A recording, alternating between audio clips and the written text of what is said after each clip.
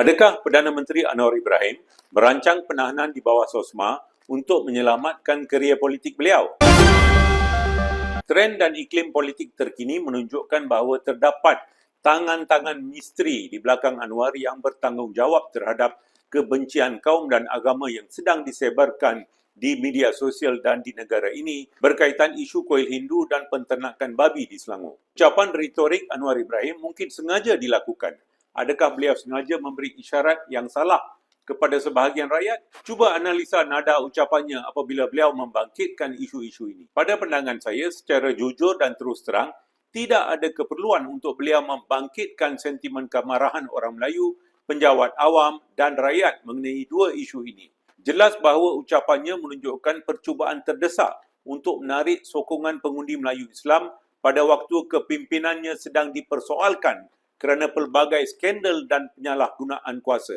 Populariti Anwar berada pada tahap paling rendah, mungkin di bawah 30%. Beliau sedar bahawa beliau telah kehilangan sokongan masyarakat Cina dan India yang kini menimbulkan risiko besar kepada 31 kerusi Parlimen PKR pada PRU akan datang serta risiko kehilangan negeri terkaya iaitu Selangor. Beliau mungkin terpaksa memanggil PRU seawal tahun ini. Dalam keadaan itu, beliau tergesa-gesa untuk menarik sokongan pengundi Melayu Islam daripada PAS, UMNO dan Bersatu secepat mungkin.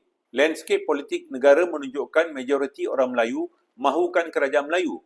Anwar tidak dilihat sebagai pemimpin Melayu tetapi sebagai alat DAP. Taktik lencongan politik sinis Anwar adalah percubaan sengaja untuk memanipulasi sentimen rakyat dan memecah belahkan masyarakat. Ia tidak boleh dipandang ringan. Saya menyeru PAS, UMNO dan Bersatu supaya menolak permainan berbahaya berasaskan kaum dan agama ini dan tidak terjerumus dalam ketegangan perkauman yang dicipta oleh Anwar untuk melindungi kepimpinan yang dibelenggu skandal daripada pertanggungjawaban. PAS dan Bersatu perlu berhati-hati dan berpegang kepada misi untuk memenangi pilihan raya ke-16 dan tidak terperangkap dalam helah Anwar. Kita memerlukan kesabaran dan strategi yang baik.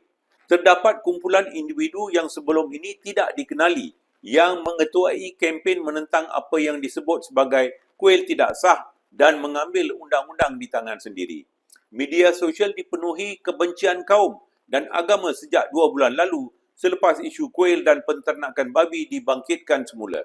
Seruan untuk mencetuskan rusuhan seperti 13 Mei untuk mengajar orang India dan ancaman mengebom rumah ibadat Hindu sejak Mei lalu diabaikan oleh pihak berkuasa. Malah ada seruan berperang oleh individu-individu yang tidak dikenali. Isu kuil Hindu telah lama wujud dan bukan perkara baru. Dalam surat saya bertarikh 14 Mei 2025, apabila isu sama timbul tahun lalu, saya menggesa Perdana Menteri mengadakan mesyuarat khas Kabinet untuk meneliti rekod sejarah dasar migrasi zaman British yang menggalakkan pekerja India menetap di Melaya dan penubuhan kuil Hindu supaya pertikaian lama dapat diselesaikan secara adil dan berhemah. Ini termasuk meneliti undang-undang kolonial berkaitan migrasi dan rumah ibadat, evolusi dasar sebelum dan selepas merdeka, layanan terhadap komuniti India di negeri-negeri dan perbincangan perlembagaan kesan undang-undang tanah seperti Kanun Tanah Negara dan sama ada rancangan pembangunan negara menangani peminggiran masyarakat India Malaysia. Kajian telus terhadap isu sejarah, undang-undang dan dasar ini akan memberi penyelesaian menyeluruh kepada pertikaian kuil Hindu di seluruh Malaysia. Namun lebih 15 surat saya tahun lalu tidak dijawab oleh Perdana Menteri. Kebimbangan terbesar saya ialah terdapat usaha mewujudkan ketegangan kaum dan agama yang boleh mencetuskan pertembungan kaum, sesuatu yang negara ini tidak mampu tanggung. Ini kemudian boleh digunakan untuk membenarkan penggunaan undang-undang keras seperti SOSMA dan membolehkan Anwar mendakwa dirinya sebagai pelindung kaum dan agama demi meraih sokongan pengundi tradisi Melayu daripada PAS, UMNO dan Bersatu. Ketiga-tiga parti Melayu ini harus sedar Anwar akan lakukan apa sahaja untuk merampas pengundi Melayu daripada parti-parti ini. Hanya ada satu sebab untuk semua perkara ini berlaku, iaitu ancaman terhadap kedudukan Anwar Ibrahim sebagai Perdana Menteri. Beliau perlu mengalihkan perhatian daripada pelbagai skandal dan isu yang menjejaskan kepimimpinannya serta mengambil alih kuasa politik Melayu daripada parti-parti PAS, UMNO dan Bersatu. Selagi PAS, Bersatu, masyarakat India dan China tidak terpedaya dalam perangkapnya, Anwar akan dapat dikalahkan pada pilihan raya yang akan datang. Pembentukan kerajaan di negeri Selangor, Negeri Sembilan, Perak adalah tidak mustahil dengan sokongan padu masyarakat India dan sebahagian pengundi Cina. Ada yang mungkin mengatakan saya berspekulasi mengenai penggunaan Undang-Undang SOSMA. Hakikatnya, isu kuil dan penternakan babi adalah isu lama.